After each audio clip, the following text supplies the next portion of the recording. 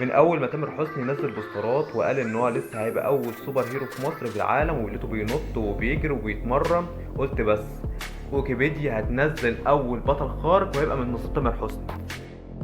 ولسه بتفرج على الفيلم لقيت تامر بيحكي وبيضحك وبيشقط وبيختفي وما بيعملش اي سوبر هيرو خالص.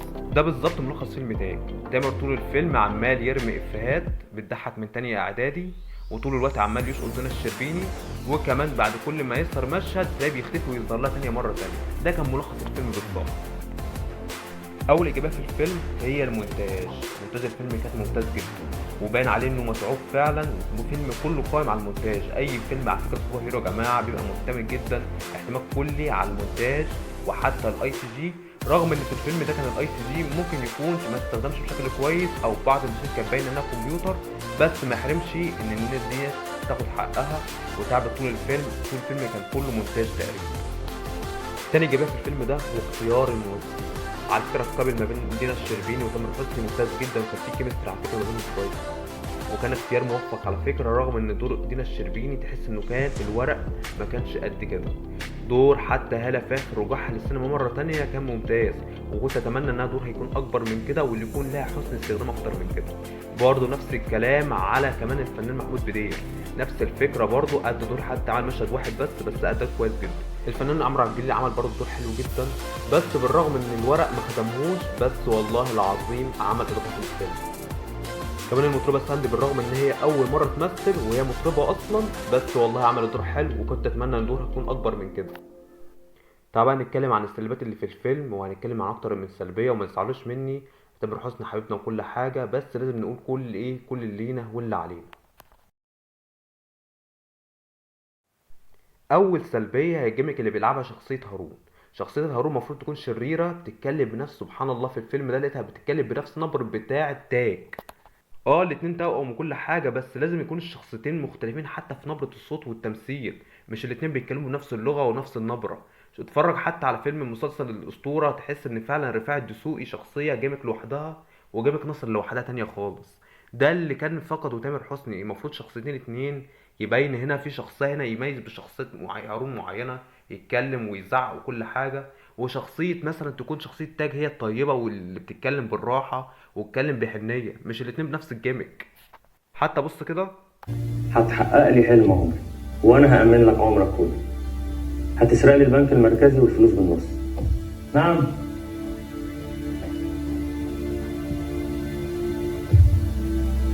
ما بعدش كلامي مرتين. قلت ايه؟ قلت انك تطلع بره. نيجي بقى للمصيبه الكبيره اللي اثرت على الفيلم بشكل كبير جدا، سيناريو الفيلم. سيناريو الفيلم تحس ان هو فعلا اكنك بالظبط قاعد على مصطبه واحد كاتب لك الكلام ده كله، او في كلمتين محفظهم الممثلين وطالعين يقولوه. تحس ان الكلام اكنه نبع ذاتيا من تامر حسني وباين قوي، يعني انت اكنك تامر حسني قاعد في بالظبط في برنامج تلفزيوني. عامل ايه؟ كويس. تشرب ايه؟ اشرب شاي. كلام تحس ان هو فعلا مش بيتكلم عن موقف او بيخدم شخصيه او اي حاجه، لا، كلام فعلا اكنه شخصيه تامر حسني اللي بتتكلم او تكتب. والحكايه دي هي اللي اثرت على الفيلم على فكره بشكل كبير جدا. الناس كانت هي اللي خرجت اكنها تحس انها كانت عارفه الكلام اللي بيحصل. ده اللي خلى الناس تخرج حزينه على فكره من فيلم تاج، وهو ده اللي اثر على الممثلين وده اللي دمر الدنيا. الحكايه دي الفيلم ده كان ممكن يروح حته ثانيه لو راح لمخرج مؤلف كبير زي مثلا ايمن بهجت قمر، اللي كانت قادر برضه كان ليه تجربه قبل كده سابقه وكانت ناجحه برضه في فيلم البدله، ومش عارف ليه تامر حسني ما بقاش يشتغل معاه بشكل كبير جدا. المشكله الثالثه معاه في الفيلم ده كان حكايه السيناريو. السيناريو يا جماعه تحس ان هو اصلا مفيش اهتمام بالشخصيات. حكايه بس تامر حسني يظهر في كل، اهم حاجه تامر حسني يظهر في كل المشاهد من اول الفيلم لاخر الفيلم. تحس ان المشاهد كلها دايره على تامر حسني لازم يظهر فيها.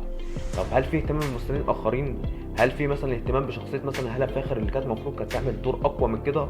وكنت مثلا لو كنت متخيل انها تظهر اكتر واكتر في الفيلم ده.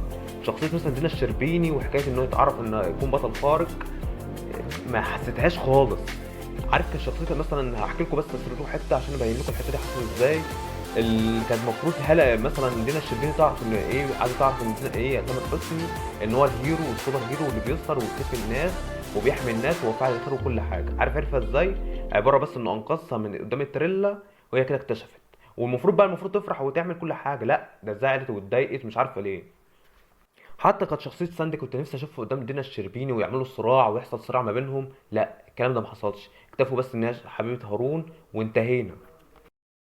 نيجي برضو لحاجه ايجابيه كانت في الفيلم نسيت اقولها في الايجابيات، الراجل اللي قدامكم ده، الراجل ده اسمه حمدي فتحي، بيفكرنا على طول بالمصارع اسمه اندريا ذا جاينت لو فاكرينه، نفس الشكل تقريبا ونفس الطول وكل حاجه.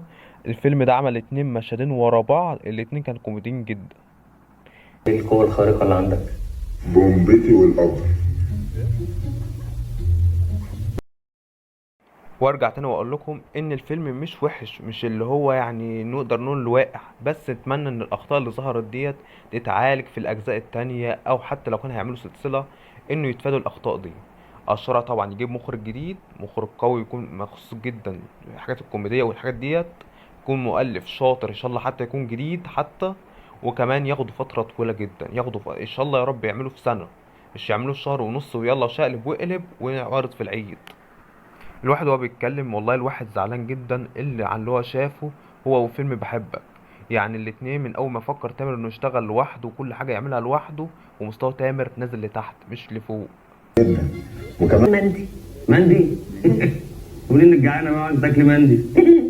مندي ايه يا بنت مضيف باب المندب. بصي هو انا بصراحة ما جربتش ان اختفي واظهر في مناطق بعيدة قوي كده، محافظات يعني او بلاد، بس بصراحة فكرة حلوة، خليها للجزء التاني. حد بيعرف يصد؟